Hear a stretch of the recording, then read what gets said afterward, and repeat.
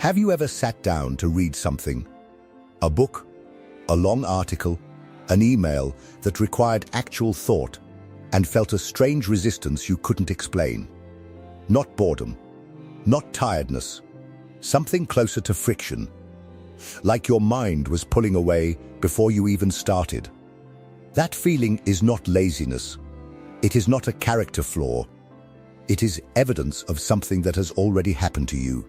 Your brain has been quietly, systematically restructured. And the tool that did it fits in your pocket. Short-form content, reels, shorts, clips, infinite scroll, is not just entertainment. It is a delivery mechanism for a new kind of cognitive conditioning. Every time you swipe, something fires. A small reward, a microdose of novelty, and your brain, which evolved to chase exactly that kind of signal, begins to reorganize itself around the pattern. The neuroscientists call it neuroplasticity. Your brain rewires based on repeated behavior. This is the same mechanism that lets musicians develop perfect pitch, that lets surgeons develop steady hands.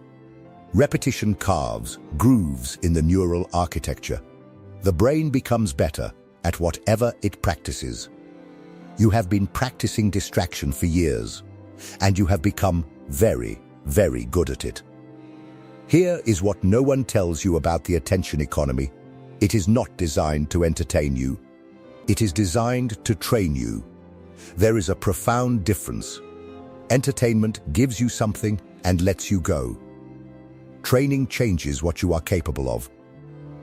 And what short-form content trains, relentlessly, algorithmically, without rest, is intolerance for delay. 3 seconds without stimulation and the thumb moves. 6 seconds into a video that does not immediately reward and the swipe has already happened. The content creators know this. The platforms know this. The platforms built their entire architecture around this. They did not stumble upon the swipe. They engineered the compulsion. Carl Jung spoke about psychic energy, the inner force that powers thought, attention, creativity, sustained reflection. For Jung, this energy was finite and precious. The question was never whether you had it. The question was where it was going. Yours is going to the feed. Not all at once, not in a dramatic surrender, slowly, in increments small enough that you never registered the loss. Each swipe is nothing. But 1,000 swipes a day, across 1,000 days, teaches your nervous system something it cannot unlearn quietly. That depth is uncomfortable and novelty is safe. Think about the last time you sat with a genuinely difficult idea, not scrolled past a quote about one. Sat with it, turned it over, felt the discomfort of not immediately understanding.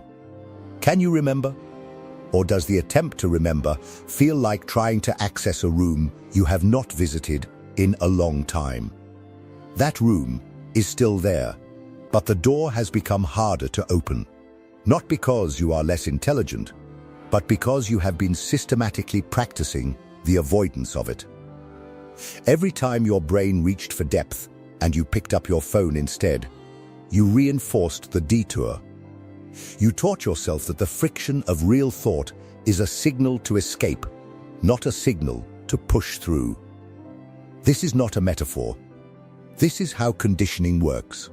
Psychologists studying the effects of high-frequency, low-depth media consumption are documenting something they call continuous partial attention, a state in which the mind is never fully present with any single thing because it has been trained to constantly scan for the next stimulation.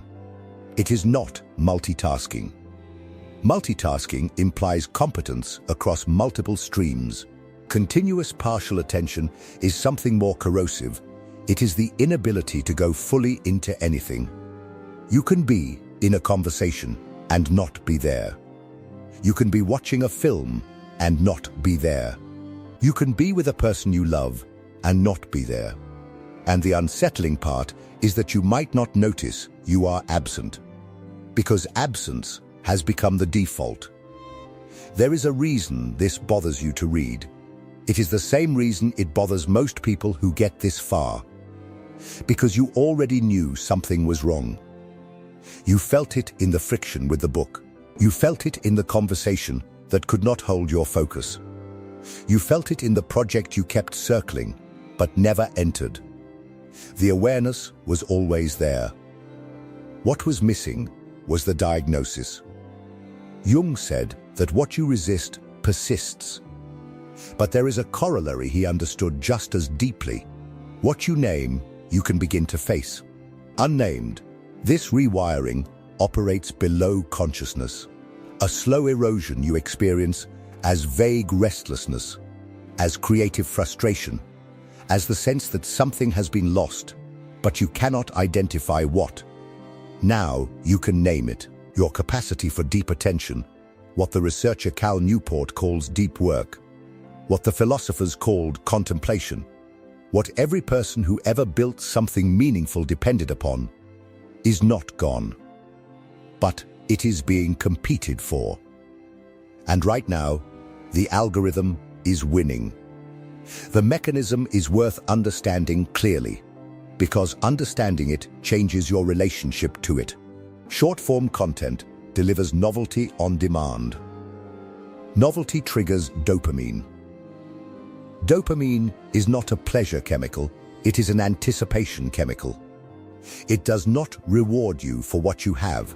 It compels you to reach for what is next. This is why you can spend 40 minutes scrolling and feel emptier than when you started.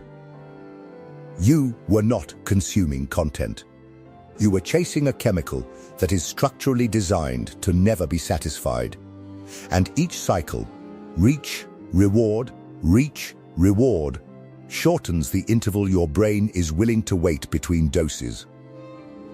What felt stimulating 6 months ago now barely registers.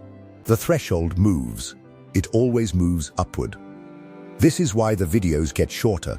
This is why the cuts get faster. This is why sitting still for 10 uninterrupted minutes now feels like an act of discipline rather than a natural resting state. You are not weaker than previous generations. You are living inside a more sophisticated extraction system. So what now? Not abstinence. The phone is not going anywhere, and neither is the architecture built around keeping you on it. What is possible, what actually changes the trajectory, is something more difficult and more powerful than deleting apps. It is the conscious, repeated practice of returning to depth. This means choosing, deliberately and often, to sit with the friction instead of escaping it, to read the paragraph that resists you, to stay in the conversation past the point where your attention wants to drift, to let a problem be unsolved for long enough that your mind actually works on it, rather than outsourcing the discomfort to a scroll. Jung's process of individuation, becoming fully, authentically yourself, requires exactly this. It requires the capacity to tolerate your own inner life without constant external interruption. A mind that cannot sustain attention cannot know itself. It can only react to stimulation. And a mind that only reacts is not free. It is remote-controlled. The rewiring works in both directions. Every time you choose depth over stimulation, you are not just completing a task. You are practicing the recovery of something that was being taken from you without your consent. You have been rewired. The question is not whether it happened.